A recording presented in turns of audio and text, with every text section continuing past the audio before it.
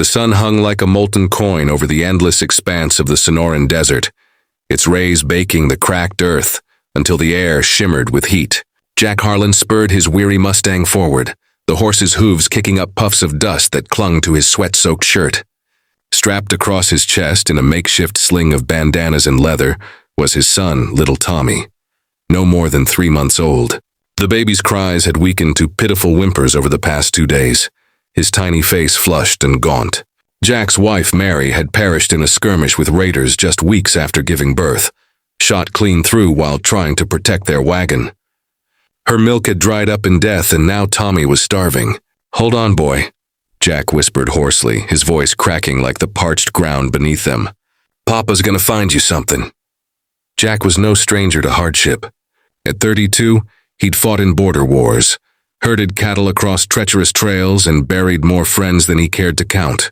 His hands were calloused from reins and rifle, his face weathered by sun and sorrow. But nothing prepared him for this, the helplessness of watching his own flesh and blood fade.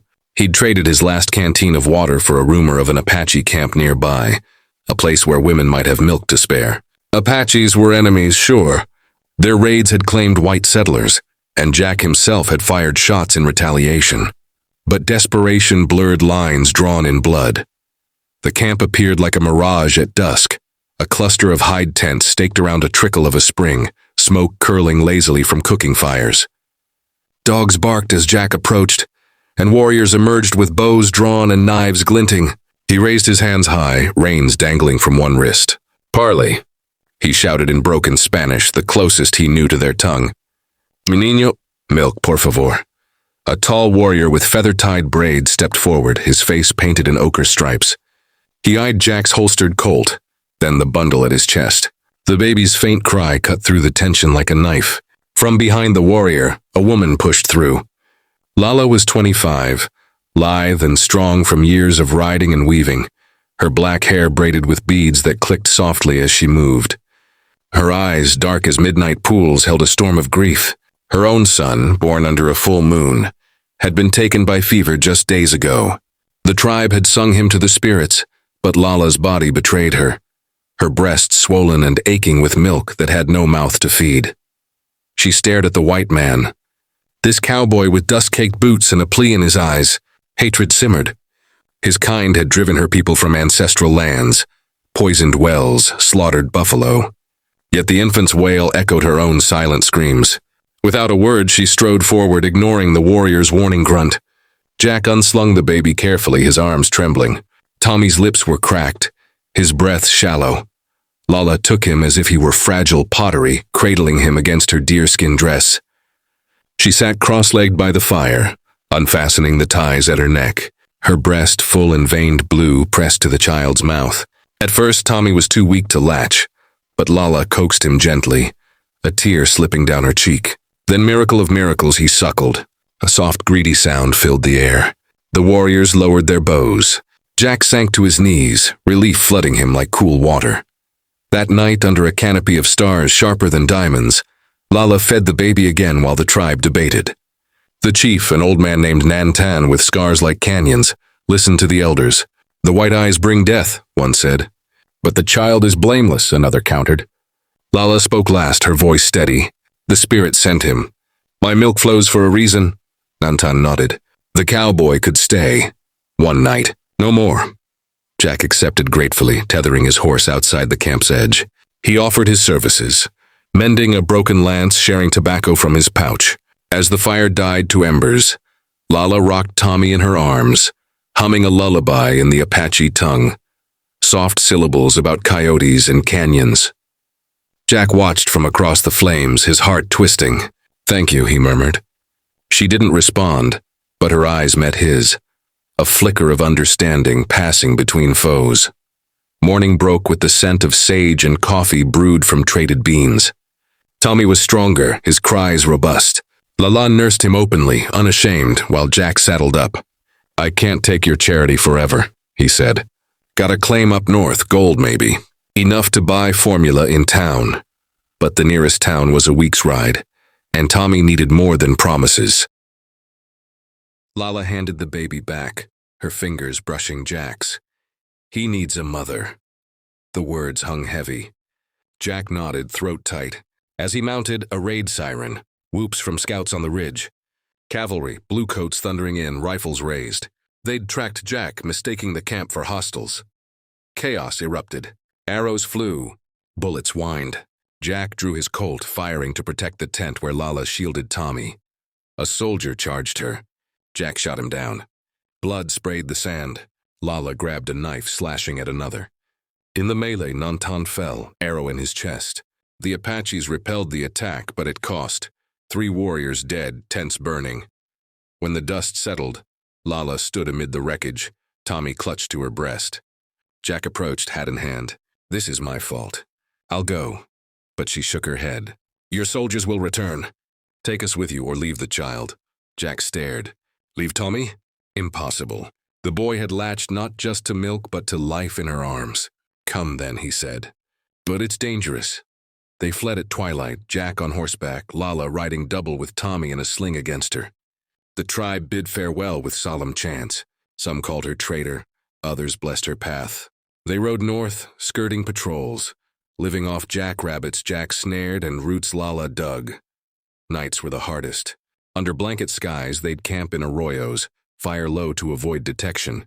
Lily nursed Tommy by starlight, her milk sustaining him as they crossed miles of thorny mesquite and red rock spires.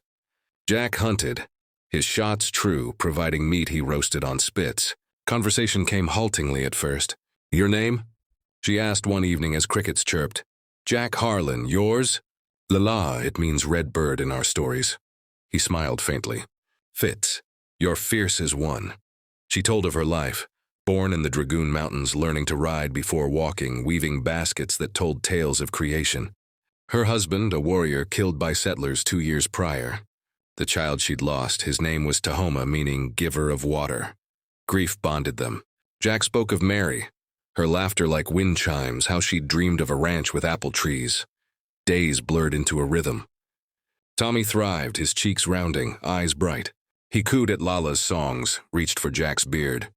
One afternoon, as they watered the horse at a seep, Tommy laughed, a bubbly gurgle at a butterfly.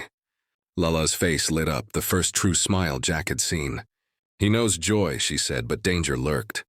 Bounty hunters, hearing of a white man with an Indian woman, trailed them. In a canyon ambush, bullets ricocheted off rocks. Jack took a graze on his arm, blood soaking his sleeve. Lala bandaged it with strips from her dress, her touch gentle. "You fight for us now," she whispered. "I fight for him," Jack replied, but his eyes said more. They reached Jack's claim, a ramshackle cabin by a dry creek, stakes marking unproven gold. No town nearby, no store-bought milk. "We'll make do," Jack said, building a corral from scrubwood. Lala planted corn seeds saved from the camp, her hands in the soil like prayers. Weeks turned to months. Tommy crawled, then toddled, babbling in a mix of English and Apache words Lala taught. "Mama," he said one day, arms to her. Jack froze, hammer mid-swing on a fence post. Lala's eyes welled. "And Papa," she added softly, pulling Jack close. Intimacy grew like wildflowers after rain. Stolen glances by the fire, hands brushing while passing stew. One storm-lashed night, thunder rumbling like war drums. Lala came to Jack's bedroll. Tommy slept soundly in a cradleboard. No words, just need. Her body, warm and yielding, pressed against his. Scars from battles mingled. His bullet wound, her stretch marks from motherhood. They moved slowly, rediscovering tenderness amid loss. Milk still leaked from her breasts as passion peaked. Jack tasted it, salty sweet, a reminder of life renewed. Seasons cycled, gold panned in trickles, enough for supplies from distant traders. The cabin expanded, a room for Tommy, a loom for Lala's weaving. She made blankets patterned with cowboys and Apaches dancing under stars, symbols of their union. Yet shadows lingered. A letter from a passing prospector warned of troop movements. Apaches being rounded to reservations. "They'll come for me," Lala said, fear in her voice. Jack loaded rifles. Not without a fight. The confrontation came on a crisp autumn dawn. Soldiers surrounded the cabin, captain demanding the squaw. Jack stood on the porch, Tommy in Lala's arms inside. "She's my wife. This is our home." Bullets flew. Jack downed 2, but numbers overwhelmed. A bayonet grazed his side. Lala emerged, rifle in hand, Jack's spare. She fired true, dropping the captain. In the standoff, a young lieutenant recognized Jack from old wars. "Harlan, you fought with us at Apache Pass." Parley ensued. Jack explained. The child, the milk, the family forged in fire. The lieutenant, moved by Tommy's innocent wave, called off the raid. "Times are changing," he muttered. "But mark my words, peace won't last." It didn't. Whispers spread, a white man living with an Indian raising a half-breed. Vigilantes burned neighboring farms.